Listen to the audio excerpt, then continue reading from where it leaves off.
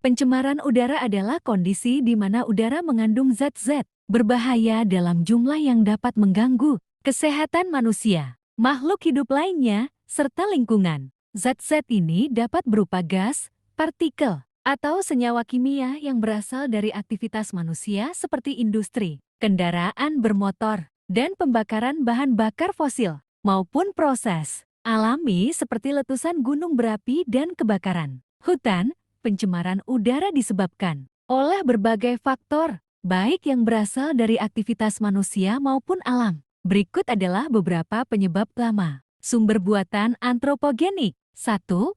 Industri pabrik dan pembangkit listrik menghasilkan asap, gas beracun CO, NOx, dan partikel berbahaya. 2. Kendaraan bermotor. Emisi gas dari mobil dan motor mengandung karbon monoksida CO, nitrogen oksida NOx, dan hidrokarbon HC. 3. Pembakaran bahan bakar fosil. Penggunaan batu bara, minyak, dan gas untuk energi melepaskan polutan udara. 4. Pertanian dan peternakan. Penggunaan pupuk dan kotoran ternak menghasilkan gas metana CH dan amonia NH. 5. Limbah dan sampah. Pembakaran sampah menghasilkan dioksin dan gas beracun lainnya. Sumber alami. 1.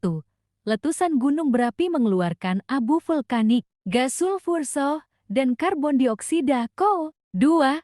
Kebakaran hutan menghasilkan asap tebal yang mengandung karbon monoksida dan partikel halus. 3. Debu dan serbuk sari badai. Debu atau serbuk sari dari tanaman bisa mencemari udara. Semua penyebab ini dapat berdampak buruk pada kesehatan manusia dan lingkungan. Jika tidak dikendalikan, pencemaran udara memiliki berbagai dampak negatif bagi kesehatan manusia, lingkungan, dan kehidupan secara keseluruhan. Berikut adalah beberapa dampak utamanya. 1. Dampak terhadap kesehatan. Gangguan pernapasan. Partikel halus dapat menyebabkan asma, bronkitis, dan penyakit paru obstruktif kronis (PPOK). Penyakit kardiovaskular. Paparan polutan udara meningkatkan risiko stroke, serangan jantung, dan tekanan darah tinggi, iritasi mata, hidung, dan tenggorokan. Gas seperti sulfur dioksida SO dan nitrogen oksida NOx dapat menyebabkan peradangan dan iritasi, kanker paru-paru. Polutan seperti benzena dan partikel halus dapat meningkatkan risiko kanker. 2.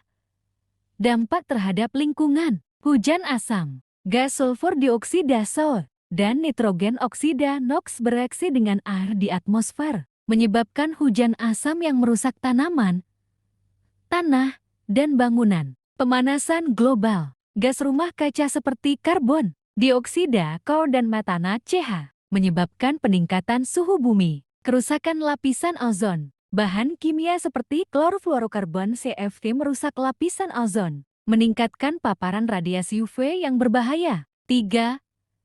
Dampak terhadap kehidupan makhluk hidup. Menurunnya kualitas air dan tanah. Polutan udara dapat mengendap di tanah dan air, meracuni tanaman serta hewan. Gangguan ekosistem. Pencemaran udara dapat mengganggu rantai makanan dan keseimbangan ekosistem, terutama di hutan dan perairan. Secara umum, pencemaran udara lebih banyak menimbulkan dampak negatif. Namun, dalam beberapa situasi tertentu, ada beberapa dampak yang bisa dianggap positif, meskipun sifatnya tidak diinginkan dan tidak sebanding dengan kerugiannya. Berikut dampak positifnya. 1.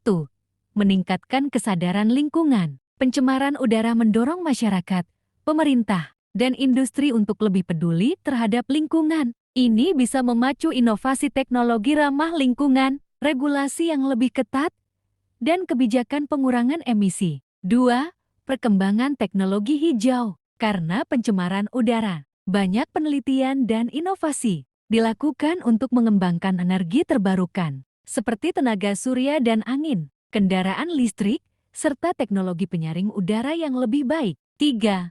Pemantauan dan pengendalian emisi lebih baik. Semakin banyaknya pencemaran udara membuat pemerintah dan organisasi internasional lebih serius dalam menerapkan standar emisi, seperti regulasi emisi kendaraan dan industri. 4. Adaptasi makhluk hidup. Dalam beberapa kasus, beberapa spesies tumbuhan dan mikroorganisme mampu beradaptasi dengan lingkungan yang tercemar, menciptakan peluang untuk penelitian tentang ketahanan biologis terhadap polusi.